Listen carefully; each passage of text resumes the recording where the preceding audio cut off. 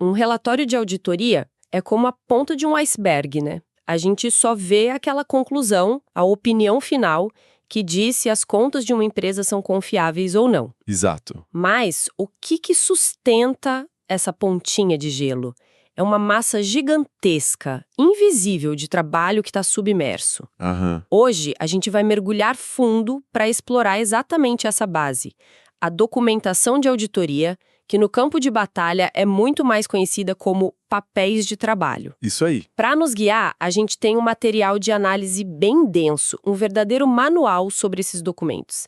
Ele explica as regras do jogo, a importância, os erros mais comuns, tudo com base nas normas brasileiras de auditoria. E é uma oportunidade, né, de entrar nos bastidores e entender como se foge uma conclusão que pode derrubar ou levantar o valor de uma empresa. Exato. Pode influenciar decisões de governo, impactar o mercado inteiro. Pois é. Não vamos falar do produto final, mas da engenharia que garante que ele não desmorone. É o processo por trás do resultado. Bom, então vamos começar a desempacotar isso. Pelo mais básico. O material deixa claro que os papéis de trabalho são um registro de absolutamente tudo. Tudo. O que o auditor planejou, o que ele fez, o que ele observou, com quem ele falou, o que ele concluiu. Não são só anotações, né? São a prova material e formal de que um trabalho foi feito. Exatamente.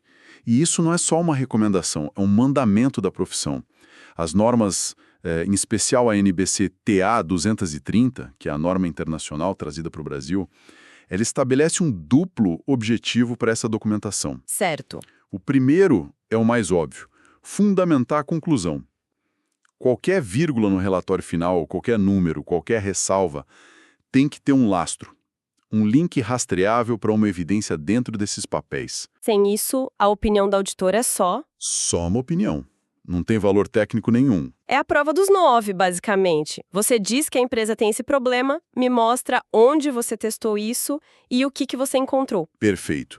E o segundo objetivo é igualmente crucial: provar a qualidade da própria auditoria. Os papéis de trabalho são a defesa do auditor. A defesa dele. Sim. Eles demonstram que o trabalho seguiu as regras da arte, sabe? Que foi bem planejado, que os riscos foram identificados, que os testes foram adequados, que tudo foi executado com o devido ceticismo profissional. No fundo, é a prova de que ele fez o dever de casa. Então é mais do que um diário, é quase uma apólice de seguro para o próprio auditor e para a firma dele. Exatamente essa a lógica. Se alguém questionar o trabalho daqui a 5 anos, a resposta não vai estar na memória de quem participou, vai estar nesses arquivos. É por isso que o material também menciona outras finalidades que derivam daí. A documentação facilita a supervisão, por exemplo, de um sênior sobre um júnior. Ah, o controle de qualidade. Isso. Permite a revisão interna ou externa, registra quem fez o que é vital para a responsabilização e, claro, serve como uma biblioteca para o futuro. Quando a equipe voltar no ano que vem, ela não começa do zero. Isso me leva a uma questão bem prática que o nosso material aborda. Em auditorias recorrentes, aquelas que acontecem todo ano na mesma empresa, seria um pesadelo ter que pedir o estatuto social, o CNPJ, aquele contrato de 10 anos todo santo ano. Seria um caos. Uma perda de tempo absurda. Como que o setor resolveu isso? Com uma solução elegantemente simples e eficiente. A divisão do arquivo em 2 grandes blocos. E essa divisão não é só para deixar a pasta bonita, é uma questão de eficiência brutal. Seria reinventar a roda todo ano, né? Precisamente. Por isso, de um lado, a gente tem o que chamamos de arquivo permanente. Pensa nele como a enciclopédia da empresa. A enciclopédia, gostei. Ali dentro vão os documentos que têm validade ou interesse por múltiplos anos. O material dá ótimos exemplos. O Estatuto Social, o CNPJ, organogramas. Documentos de longo prazo também, imagino? Sim, um contrato de financiamento de 15 anos, uma licença de software que vale por uma década, relatórios de auditoria de anos anteriores também entram aí. É a memória corporativa da auditoria. Ok, essa é a pasta da vida toda da empresa. E a outra parte? A outra parte é o arquivo corrente, ou dossiê do exercício. Esse é o diário do ano. Entendi. Nele, só entra o que é relevante para a auditoria que está sendo feita agora, a de 2024, por exemplo. O planejamento específico para este ano, a definição da materialidade, os testes de amostragem que foram feitos. Cópias de notas fiscais, extratos. Exato. A famosa matriz de achados, que é o resumo dos problemas encontrados, também fica aqui. Então, mesmo que a empresa seja a mesma, o filme da auditoria de cada ano é diferente.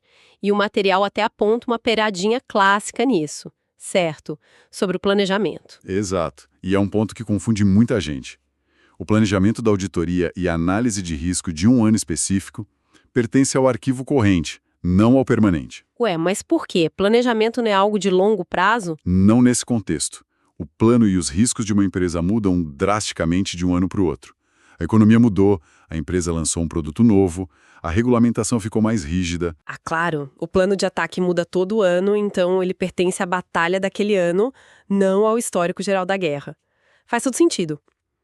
Ok, então o auditor monta esse dossiê gigantesco.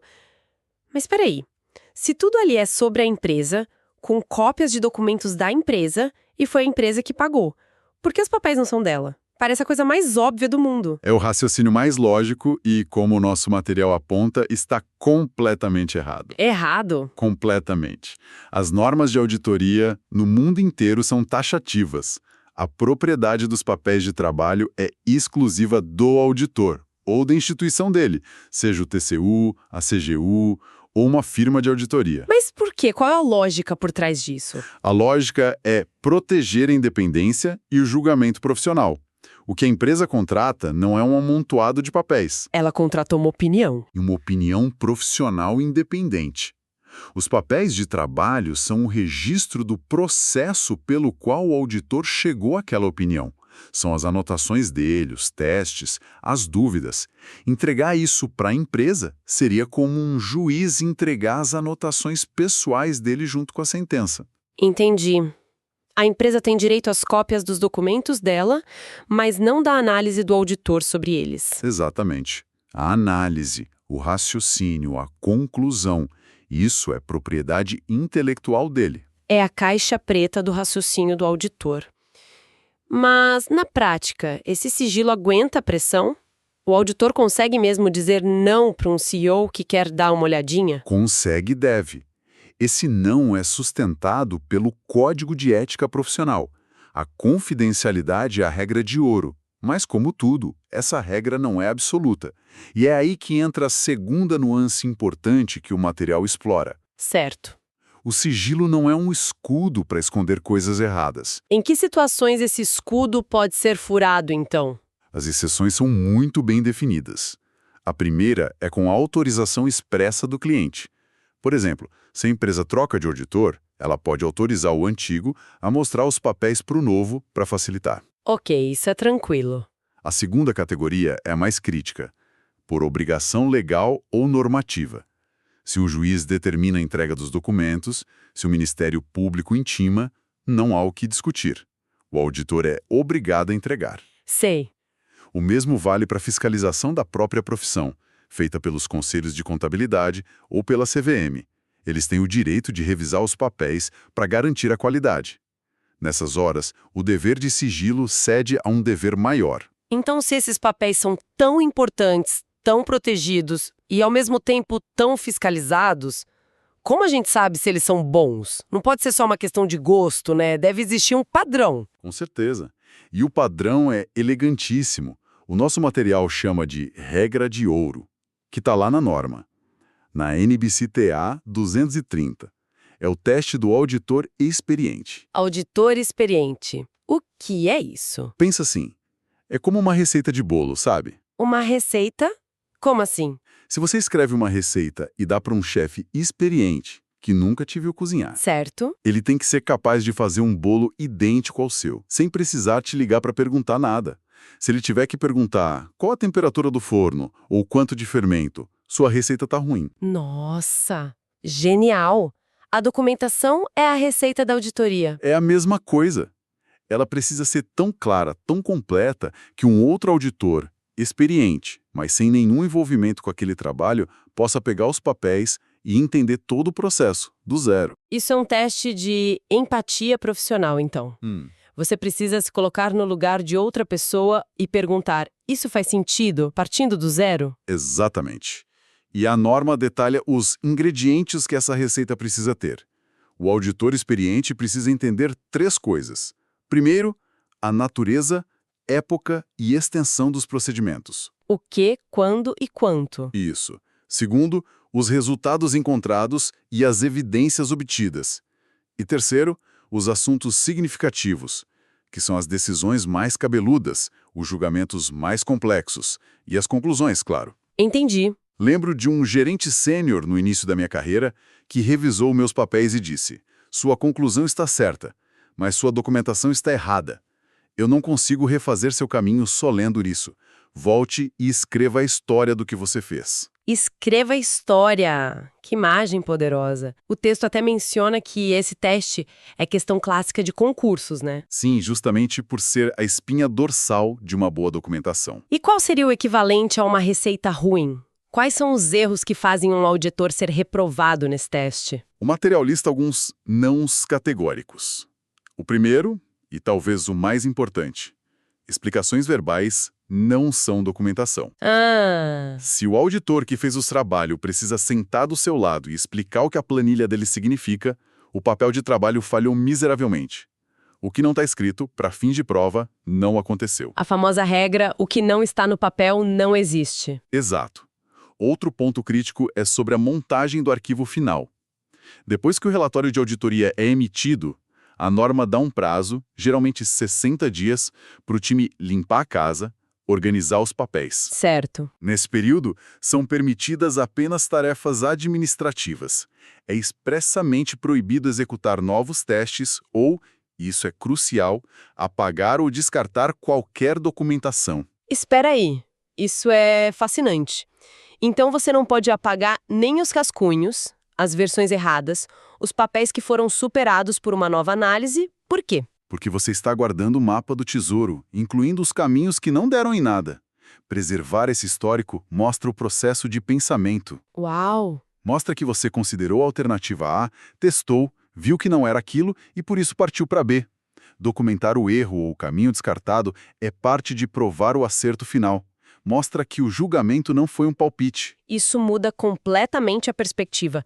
Quais outros não são importantes? Mais 2 bem diretos. O auditor não pode usar desculpas como falta de tempo ou o cliente não gostou para justificar não ter feito um procedimento que era necessário. Se era essencial, tem que ser feito. Ponto. Exato. E por fim, se o auditor encontra informações contraditórias, digamos que o gerente financeiro diz uma coisa e o sistema mostra outra, ele tem a obrigação de documentar essa inconsistência e como ele fez para resolvê-la. Não pode simplesmente ignorar a informação que não se encaixa. Jamais.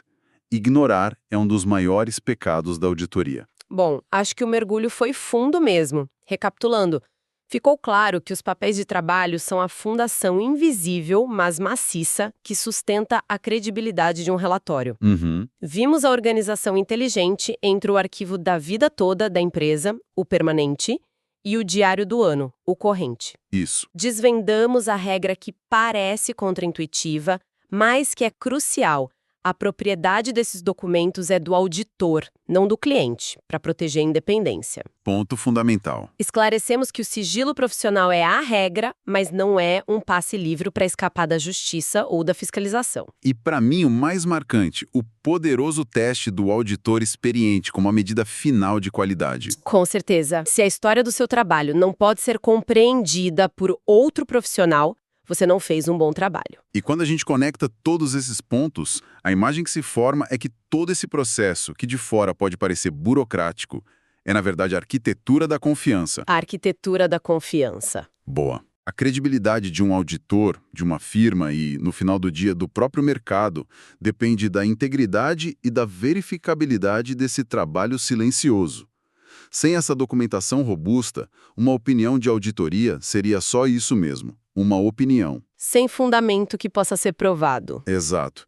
E para deixar um pensamento final, inspirado naquele detalhe que a gente achou fascinante, a norma proíbe apagar documentos superados na montagem do arquivo final. Verdade. Isso nos faz pensar no valor de registrar não apenas a resposta certa, mas todo o processo para chegar até ela, incluindo os rascunhos, as hipóteses, as rotas que foram descartadas. Certo. O que a preservação desse histórico do pensamento nos diz sobre a verdadeira natureza de um julgamento profissional complexo em qualquer área. Talvez a qualidade de uma decisão não esteja apenas no resultado final, mas na riqueza do caminho percorrido para alcançá-la.